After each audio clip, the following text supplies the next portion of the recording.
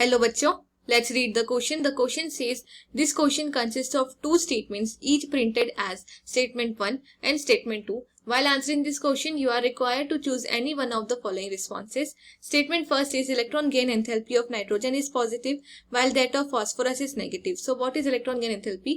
जो हमारा नाइट्रोजन है वो एक इलेक्ट्रॉन गेन करेगा to form N negative and इसमें जो इलेक्ट्रॉन गेन एंथैल्पी यानी गेन करते समय जो एंथैल्पी रिलीज हुई है दैट इज डेल्टा HEG वो हमें गिवन है पॉजिटिव है that means this is an endothermic change.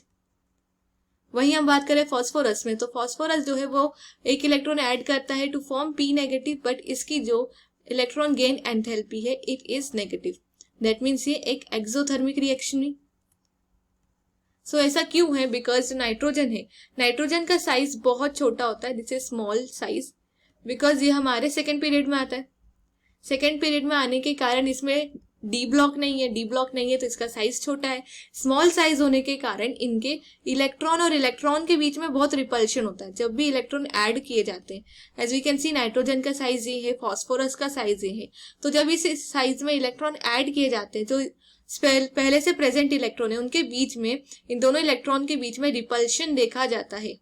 इनके बीच में रिपल्शन ज्यादा होता है जो बाहर से आने वाले इलेक्ट्रॉन को रेडिली एक्सेप्ट नहीं करते हैं एंड दैट्स व्हाई हमें यहाँ पे एनर्जी देनी पड़ती है to nitrogen so that it can accept the electron. So यहाँ पे एनर्जी रिक्वायर्ड होती है, हेंस हमारा जो इलेक्ट्रॉन गेन एंथैल्पी वो पॉजिटिव होती है।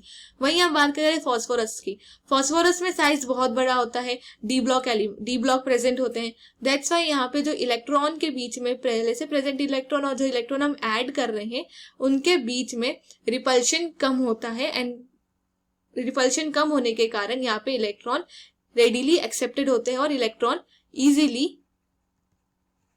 इसमें एंटर हो जाते हैं, इजीली गेन हो जाते हैं। Okay, so this is the reason क्यों देखा जाता है। दैट्स वाई स्टेटमेंट फर्स्ट हमारा करेक्ट है।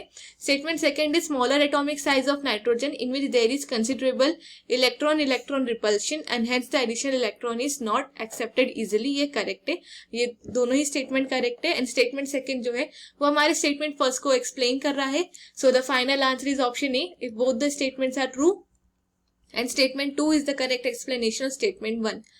Hope you understand it well. Best of luck.